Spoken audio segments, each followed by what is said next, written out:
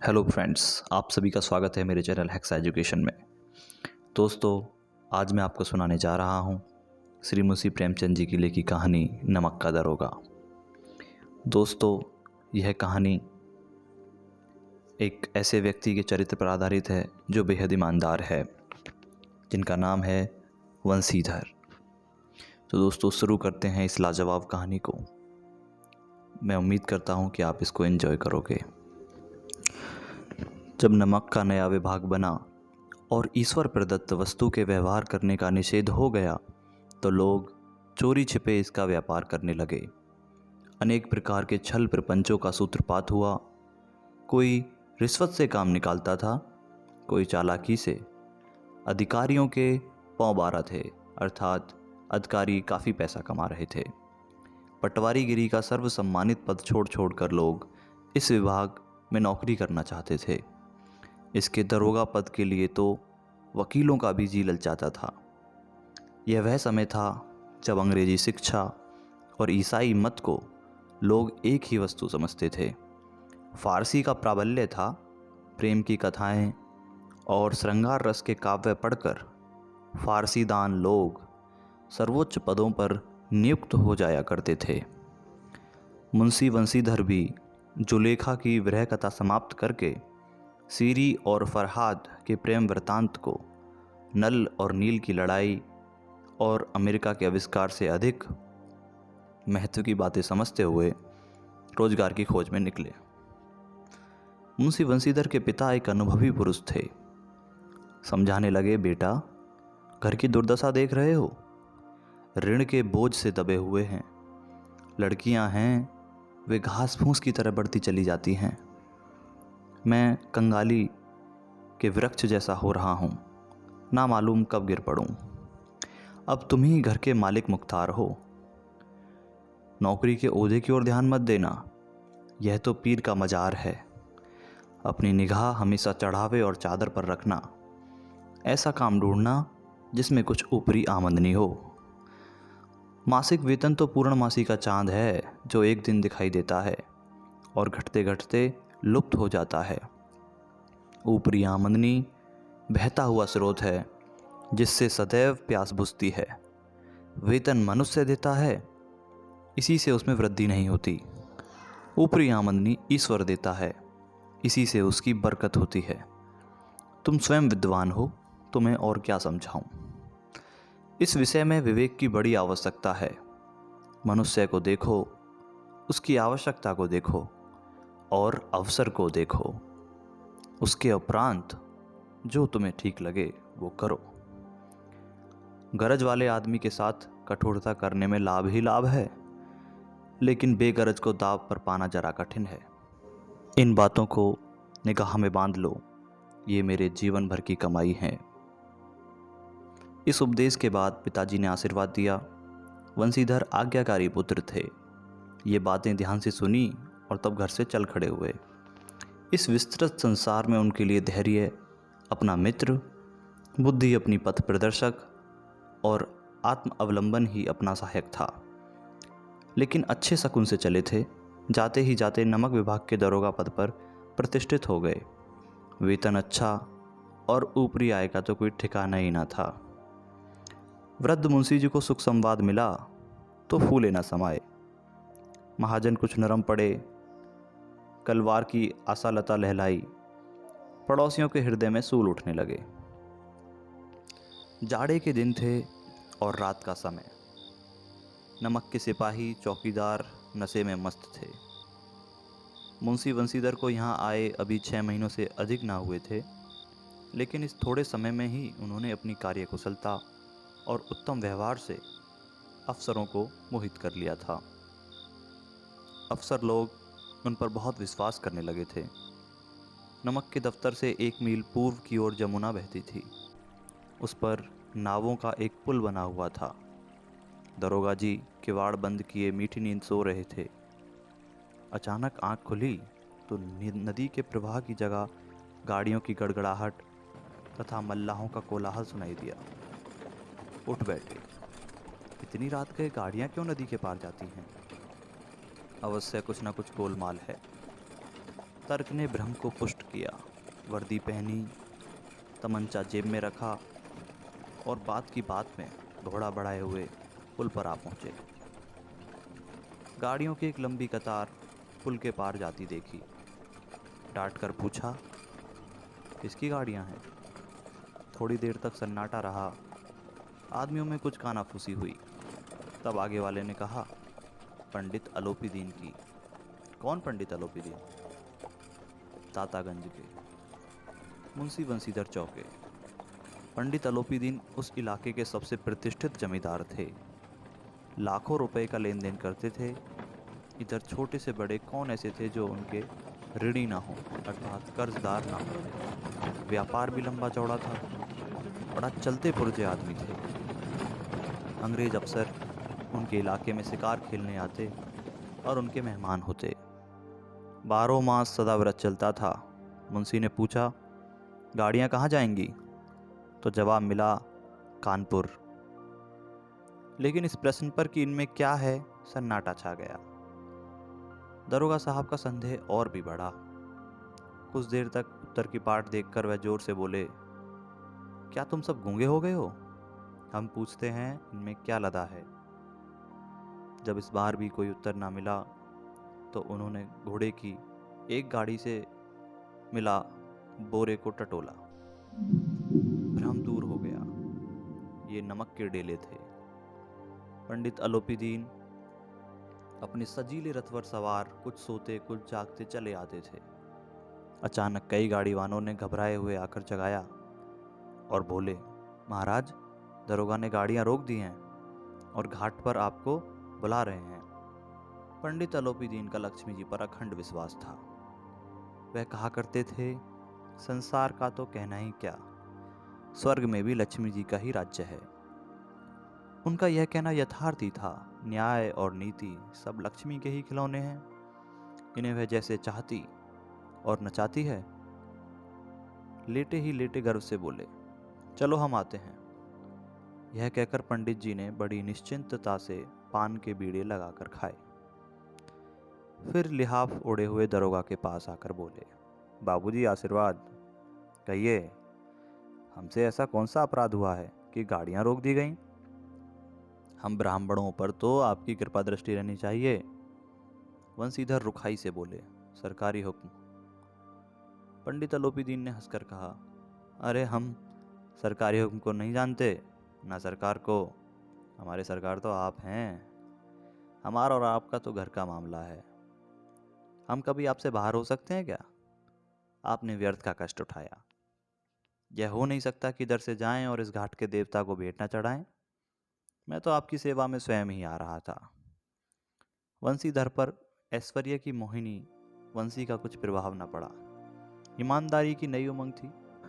कड़क कर बोले, हम उन नमक हरामों में से नहीं हैं जो कौड़ियों पर अपना ईमान बेचते फिरते हैं।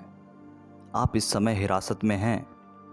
आपको कायदे के अनुसार चालान होगा। बस मुझे अधिक बातों की फुर्सत नहीं है। जमादार बदलू सिंह, तुम इन्हें हिरासत में ले लो। मैं हुक्म देता हूँ। पंडित अलोपीदीन स्तंभित हो गए। गाड़ी वानों में हलचल मच गई। पंडित जी के जीवन में यह कदाचित पहला ही अवसर था कि पंडित जी को ऐसी कठोर बातें सुननी पड़ी। बदलू सिंह आगे बढ़ा, किंतु रौब के मारे यह साहस ना हुआ कि उनका हाथ पकड़ सके। पंडित जी ने धर्म को धन का ऐसा निरादर कर दे कभी न देखा था। विचार किया कि यह अभी उद्दंड लड़का है, माया मोह के जाल में अभी नहीं पड़ा, अल्लड़ है, झिझकता है। बहुत दीन भाव से बोले, बाबू साहब ऐसा ना कीजिए, हम मिट जाएंगे, इज्जत धूल में मिल जाएगी। हमारा अपमान करने से आपके हाथ क्या आएगा? हम किसी तरह आपसे बाहर थोड़े ही हैं। वंशीधर ने कठोर स्वर में कहा, हम ऐसी बातें नहीं सुनना चाहते। अलोपीदीन ने जिस सहारे को चट्टान समझ रखा था वह पैरों के नीचे खिसकता हुआ मालूम हुआ। स्वाभिमान और धन ऐश्वर्य की कड़ी चोट लगी, किंतु अभी तक धन की सांख्यिक शक्ति का पूरा भरोसा था। अपने मुख्तार से बोले, लाला जी 1000 के नोट बाबू साहब को भेंट करो। आप इस समय भूखे सींग हो रहे हैं। वंशीधर ने गर्म होकर कहा, 1,000 नहीं, 1,00,000 भी मुझे सच्चे मार्ग से नहीं हटा सकते। धर्म की इस बुद्धिहीन दृढ़ता एवं देव दुर्लभ त्याग पर मन बहुत झुंझलाया। अब दोनों शक्तियों में संग्राम होने लगा। धन ने उछल उछल कर आक्रमण करने शुरू किए। 1 से 5, 5 से 10, 10 से 15 और 15 से 20,000 तक नौबत पहुंची। किंतु धर्म अलौकिक वीरता के साथ बहुसंख्यक सेना के सम्मुख अकेला पर्वत की भांति अटल अविचलित खड़ा था। अलोपीदीन निराश होकर बोले, अब इससे अधिक मेरा साहस नहीं, आगे आपको अधिकार है। वंशीधर ने अपने जमादार को ललकारा।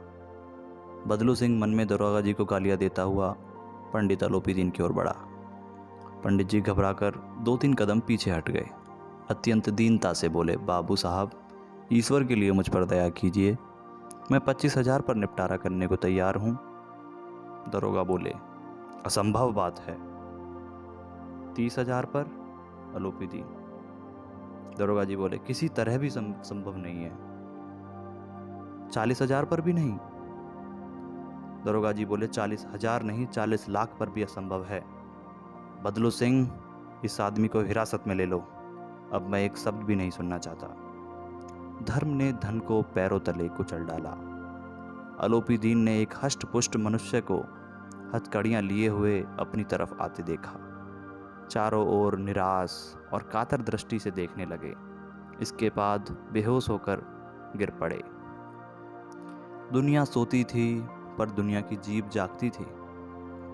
सवेरे देखें तो बालक बूढ़े सबके मुंह से यही बात सुनाई दे रही थी। जिसे देखिए वही पंडित जी के इस व्यवहार पर टीका टिप्पणी कर रहा था। निंदा की बौछारें हो रही थी। मानो संसार से अब पापी का पाप कट गया। पानी को दूध के नाम से बेचने वाला दूध वाला और झूठ मूठ की अटेंडेंस लगाने वाले अधिकारी और रेल में बिना टिकट सफ़र करने वाले बाबू लोग और जाली दस्तावेज बनाने वाले सेठ और साहूकार, यह सब के सब देवताओं की भांति गर्दनें चला रहे थे।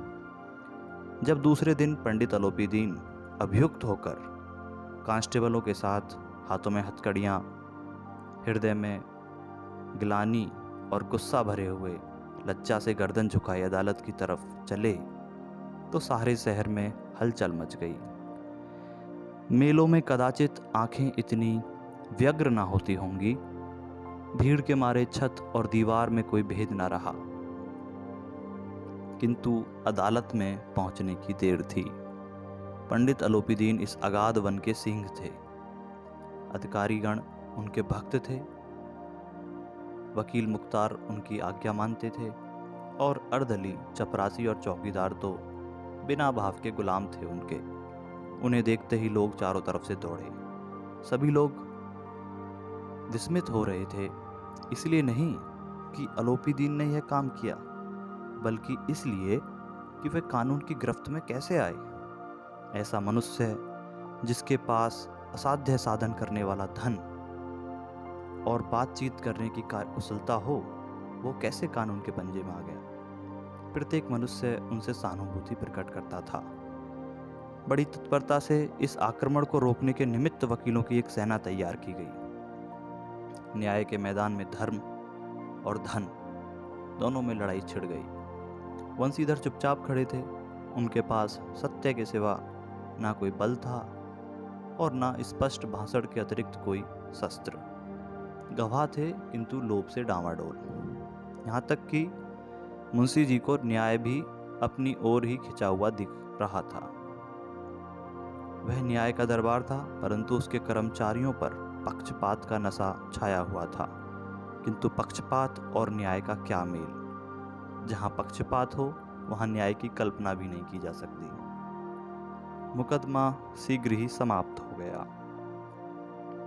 डिप्टी मजिस्ट्रेट ने अपनी रिपोर्ट में लिखा कि पंडित अलोपीदीन के विरुद्ध दिए गए सबूत निर्मूल और गलत हैं। वह एक बड़े भारी आदमी हैं। यह बात कल्पना के बाहर है कि उन्होंने थोड़े लाभ के लिए ऐसा गलत काम किया हो।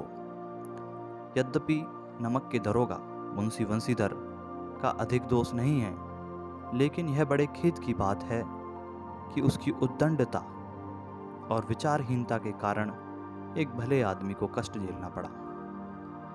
हमें खुशी है कि वो अपने काम में काफ़ी सजग और सचेत रहता है, किंतु नमक के मुकदमे की बढ़ी हुई नमक से हलाली ने उसके विवेक और बुद्धि को भ्रष्ट कर दिया। भविष्य में उसे होशियार रहना चाहिए। वकीलों ने यह नमक का दरोगा सुना और उछल पड़े। पंडित अलोपीदीन मुस्कुराते हुए बाहर निकले और स्वैजन बांधवों ने रुपए की लूट की। उदारता का सागर उमड़ पड़ा। उसकी लहरों ने अदालत की नींव तक हिला दी।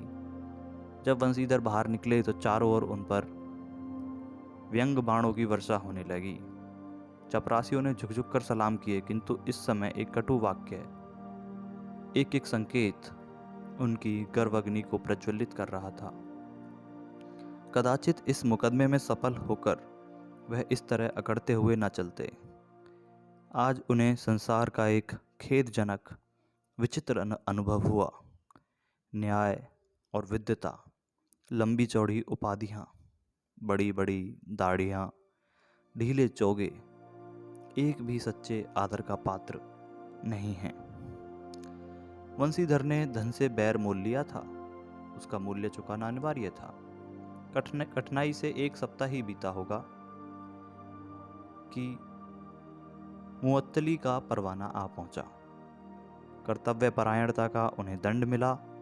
बेचारे भग्न हृदय शोक और खेद से दुखी होकर घर की ओर चले। बूढ़े मुंशी जी तो पहले से ही कुड़बड़ा रहे थे कि चलते चलते इस लड़के को समझाया था, लेकिन इसने एक ना सुनी, सब मनमानी करता है।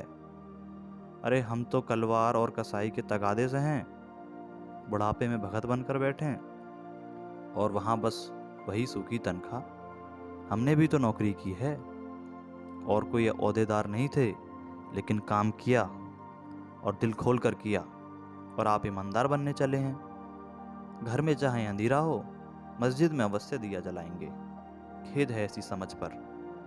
पढ़ना लिखना सब अकारत चला गया। इसके थोड़े ही दिनों बाद जब मुंशी वंशीधर इस दुरावस्था में घर पहुंचे और बूढ़े पिताजी ने समाचार सुना तो सिर पीट लिया। बोले, जी चाहता है कि तुम्हारा और अपना सिर फोड़ लूं। बहुत देर तक पछता पछता कर हाथ मलते रहे। क्रोध में कुछ कठोर बातें भी कही, और यदि वंशीधर वहां से टल ना जाता तो अवश्य ही यह क्रोध विकट रूप धारण करता। बूढ़ी माँ को भी बहुत दुख हुआ। जगन्नाथ और रामेश्वर यात्रा की कामनाएं मिट्टी में मिल गईं। पत्नी ने कई दिनों तक सीधे मुंह बात तक नहीं की। इसी प्रकार एक सप्ताह बीत गया। शाम का समय था। बूढ़े मुंशी जी बैठे बैठे राम नाम की माला जप रहे थे। इसी समय उनके द्वार पर सजा हुआ रथ आकर रुका। हरे और गुलाबी पर्दे, पछइये बैलों की जोड़ी, उनकी गर्दनों में नीले धागे, सींग पीतल से जड़े हुए, और कई नौकर लाठियां कंधों पर रखे साथ थे। मुंशी जी अगवानी को दौड़े। देखा तो पंडित अलोपीदीन हैं। झुककर उन्हें प्रणाम किया और लल्लो चप्पो की बातें करने लगे। हमारा भाग्योदय हुआ है जो आप हमारे घर पर आए। आप हमारे पूज्य देवता हैं। आपको कौन सा मुंह दिखाएं? मुंह पे तो हमारे कालिख लगी हुई है, पर अब क्या करें, हमारा लड़का अभागा कबूत है, नहीं तो आपसे क्या मुंह छिपाना पड़ता। ईश्वर निसंतान चाहे रखे, पर ऐसी संतान ना दे। अलोपीदीन ने कहा, नहीं भाई साहब, ऐसा ना कहिए। मुंशी जी ने चकित होकर कहा, ऐसी संतान को और क्या कहूँ।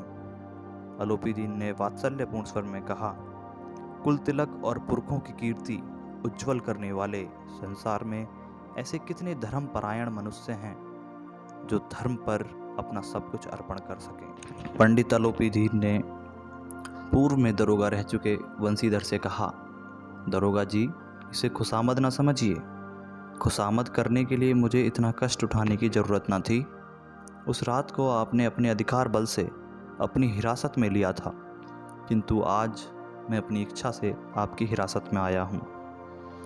मैंने हजारों रईस और अमीर देखे, हजारों उच्च पदाधिकारियों से काम पड़ा, किंतु परास्त किया तो आपने। मैंने सबको अपना और अपने धन का गुलाम बनाकर छोड़ दिया। मुझे आज्ञा दीजिए कि मैं आपसे कुछ विनती कर सकूं। वंशीधर ने अलोपीदीन को आते देखा तो उठकर सत्कार किया, किंतु स्वाभिमान सहित। समझ गए कि यह महाशय मुझे बेइज्जत करने और जलाने आए हैं। क्षमा प्रार्थना की चेष्टा नहीं की, बल्कि उन्हें अपने पिता की यह ठकुर सुहाती की सी बात असह्य सी प्रतीत हुई। पर पंडित जी की बातें सुनी तो मन की मैल मिट गई। पंडित जी की ओर उड़ती हुई दृष्टि से देखा, सद्भाव झलक रहा था। गर्व ने अब लज्जा के सामने सिर झुका दिया। शर्माते हुए बोले, यह आपकी उदारता है जो ऐसा कहते हैं। मुझसे जो कुछ अविनय हुई उसके लिए क्षमा कीजिए। मैं धर्म की बेड़ी में जकड़ा हुआ था, नहीं तो वैसे मैं आपका दास हूँ। जो आज्ञा होगी वह मेरे सिर माथे पर। अलोपीदीन ने विनीत भाव से कहा, नदी तट पर आपने मेरी प्रार्थना नहीं स्वीकार की थी, किंतु आज स्वीकार करनी पड़ेगी। बंसीधर बोले, मैं किस योग्य हूँ, किंतु जो कुछ सेवा मुझसे हो सकेगी उसमें कोई गलती नहीं होगी। अलोपीदीन ने एक स्टाम्प लगा हुआ पत्र निकाला और उसे बंसीधर के सामने रखकर बोले, इस पद को स्वीकार कीजिए, अपने हस्ताक्षर कर दीजिए। मैं ब्राह्मण हूँ, जब तक यह सवाल पूरा ना कीजिएगा द्वार से नहीं जाऊंगा। मुंशी बंसीधर ने उस कागज को पढ़ा तो कृतज्ञता से आंखों में आंसू आ गए। पंडित अलोपीदीन ने उनको अपनी सारी जायदाद का स्थायी मैनेजर नियत किया था। 6,000 वार्षिक वेतन के अतिरिक्त रोजाना खर्च अलग, सवारी के लिए घोड़ा, रहने को बंगला, नौकर चाकर मुफ्त, ये सब चीज़ें उसमें लिखी थीं। मुंशी बंसीधर कंपित स्वर में बोले, पंडित जी, मुझ में इतनी सामर्थ्य नहीं है कि आपकी उदारता की प्रशंसा कर सकूं, किंतु ऐसे ऊंचे पद के लिए मैं योग्य नहीं हूं। अलोपीदीन हंसकर बोले, मुझे इस समय एक अयोग्य मनुष्य की ही आवश्यकता है। वंशीधर ने गंभीर भाव से कहा, यूँ मैं आपका दास हूँ, आप जैसे कीर्तिवान सज्जन पुरुष की सेवा करना मेरे लिए सौभाग्य की बात है, किंतु मुझ में ना विद्या है, ना बुद्धि, ना वह स्वभाव जो इन गलतियों की पूर्ति कर देता। ऐसे महान कार्य के लिए एक बड़े मर्मज्ञ अनुभवी मनुष्य की जरूरत है। अलोपीदीन ने कलमदान से कलम निकाली और उसे वंशीधर के हाथ में देकर बोले, ना मुझे विद्वता की चाह है, ना अनुभव की, ना कार्य कुशलता की, ना मर्मज्ञता की। इन गुणों के महत्व को खूब पा चुका हूँ। अब सौभाग्य और सुअवसर ने मुझे वह मोती दे दिया है जिसके सामने योग्यता और विद्वता की चमक फीकी पड़ जाती है। यह कलम लीजिए, अधिक सोच विचार मत कीजिए, दस्तखत कर दीजिए। परमात्मा से यही प्रार्थना है कि वह आपको सदैव वही नदी के किनारे वाला बेमरौवत, उद्दंड, कठोर परंतु धर्मनिष्ठ दरोगा बनाए रखे। वंशीधर की आंखें डबडबा आईं। हृदय के संकुचित पात्र में इतना एहसान ना समा सका। एक बार फिर पंडित जी की ओर भक्ति और श्रद्धा की दृष्टि से देखा और कांपते हुए हाथ से मैनेजरी के कागज पर हस्ताक्षर कर दिए। अलोपीदीन ने प्रफुल्लित होकर उन्हें अपने गले से लगा लिया। तो दोस्तों, ये थी मुंशी प्रेमचंद जी की द्वारा लिखी कहानी नमक का दरोगा। दोस्तों, अगर आप मेरे चैनल पर नए हैं तो प्लीज़ इस कहानी को लाइक कीजिए, मेरे चैनल को सब्सक्राइब कीजिए और इसको सभी अपने प्रियजनों के साथ शेयर कर दीजिए। आपने मुझे इतना अपना वक्त दिया, धन्यवाद। मैं आगे प्रस्तुत होता हूँ एक नई कहानी के साथ। तब तक के लिए बाय बाय।